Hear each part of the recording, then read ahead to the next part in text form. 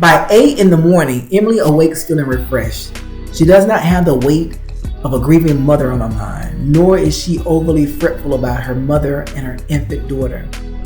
As Emily dresses, she looks in the mirror. She's surprised that she has not noticed it before, but she does this morning. There's a special glimmer in her eyes.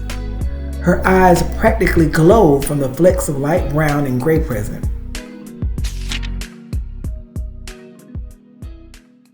Downstairs, Barbara has coffee already brewing along with the waiting light breakfast. She has been up for over an hour. The inviting coffee aroma fills the space. There's a hazelnut smell in the air. It's Emily's favorite. Emily and Barbara chat for a while, and then Emily insists that she must get home to her family.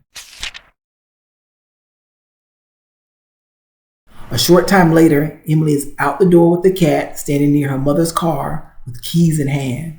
Barbara calls out to Emily, but she doesn't immediately hear her. She and her cat enter the car and apply their safety belt and get comfortable. Barbara calls out to Emily again, and the cat hears and begins to bellow. The cat's sound prompts Emily to look over her shoulder where she sees Barbara trying to get her attention. Emily rolls down the window to see what her mother-in-law is asking or saying. Your husband also went to see Ellen. She was in a horrible car accident about 5 days ago. As best as I can gather, it involves something with a drunk driver. Luckily, she and her twin boys are okay. Maybe you know them? She's the one married to Judge Marshall. Anyway, Ellen and the boys are fine. Okay, love you, darling. Please come see me again soon. Bring my grandson the next time. Tell him Nana Barbara misses and love him. The cat purrs without saying a word. Emily nods, gives her best replica of a natural smile. She blows a kiss, beats the horn, and drives away. House after house whisk by the car's side window as Emily drives out of the neighborhood.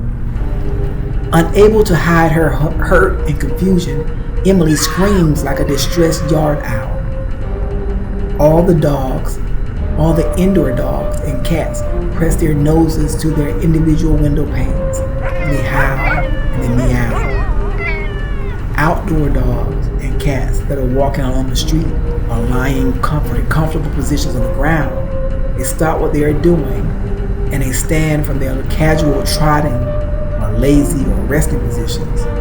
They all look and point their heads in the direction of Emily's car. Then they howl and bellow. Emily is so preoccupied with coming to terms with Donald's death and what her mother-in-law just told her, she is unaware of what the animals are doing. In that moment, all she thinks of is how determined she is to find out what her husband is up to. The black cat nuzzles up to Emily's right side as she drives. Its black eclipsed eyes look up at her and begin to purr. Emily wonders why and how it is that this cat is able to melt her heart. She thinks aloud, I want to keep you near me now and forever. Emily is not altogether sure where Judge Marshall's Portland residence is located. She does know he and other upwardly mobile individuals and their families attend a country club nearby. In that moment, she makes up her mind to visit the club. Emily needs to make one stop before heading over. She would need to look her best. This is an exclusive club with a strict adherence to its clothing policy. With country club attire in hand, Emily quickly changes. She looks amazing. Her smoky brown eyes are even more beautiful. She pulls up and gives her key to the valet. With cat in tow, she enters the club. The cat follows her in, then walks about as if it's been there before. It dashes off to where the children are. The cat sees a young girl who is digging for buried treasure in a sandbox. It is one of several sandboxes and play areas for children. The cat slowly walks up as to not startle the girl and starts digging alongside her. The little girl doesn't mind. Usually she has help building castles and digging for treasures.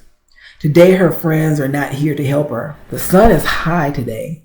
There are a few sparse clouds out.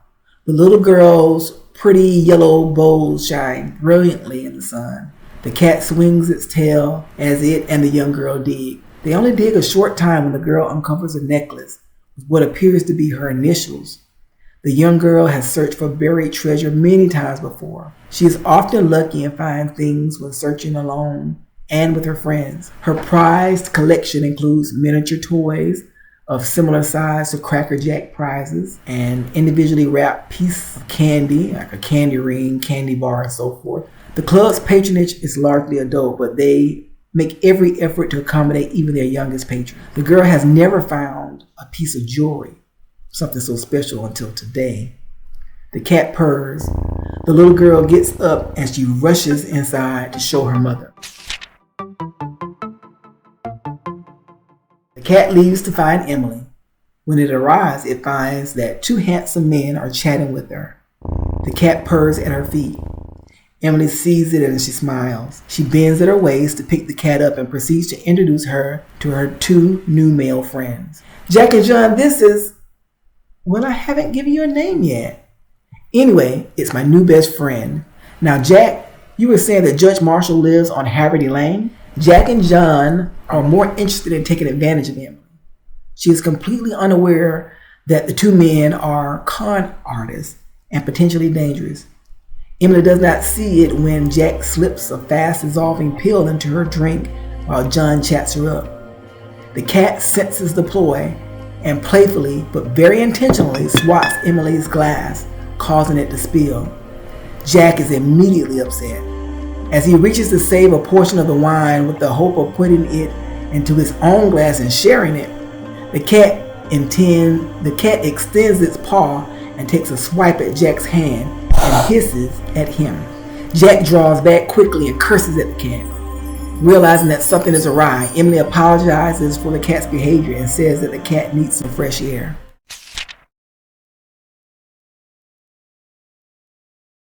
While she does not know exactly what transpired, Emily feels the events that just occurred were a sign. She thinks the cat has her best interest in mind. Without much of a delay or further explanation to Jack and John, she heads to the valet to retrieve her car.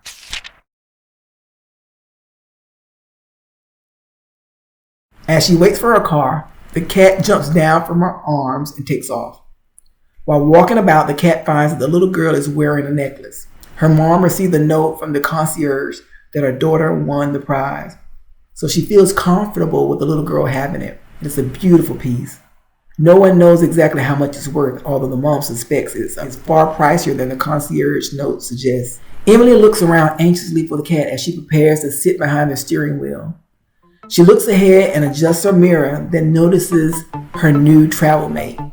The playful cat jumps onto the trunk and slowly advances over the roof toward the window.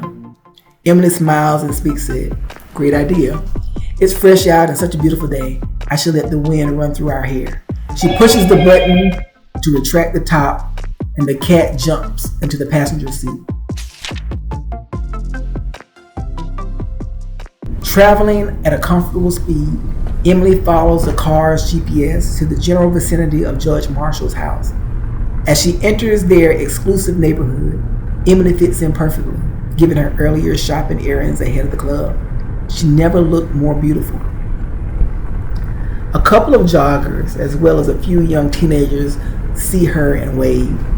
Emily stops one young mother who is out with her child and explains that she is lost. This neighborhood is relatively new and my GPS needs to be updated.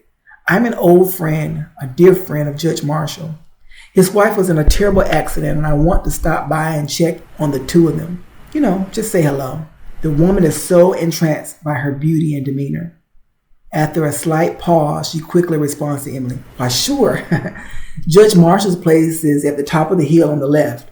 It's house number 6127.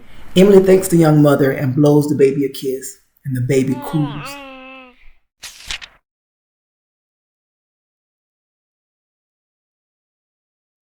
Emily is slightly nervous to finally be at the Marshall's home. Her longing to finally communicate with the woman who has caused such havoc in her life is about to be realized. She also hopes to learn Stanley's connection. All of these thoughts are running through her mind and causes her a bit of anxiety, but she battles the unsettled nerves as well as the jittery feeling. Why was my husband here? Why did Ellen think she could destroy my family's lives and not suffer the consequences? How dare Judge Marshall cover this up?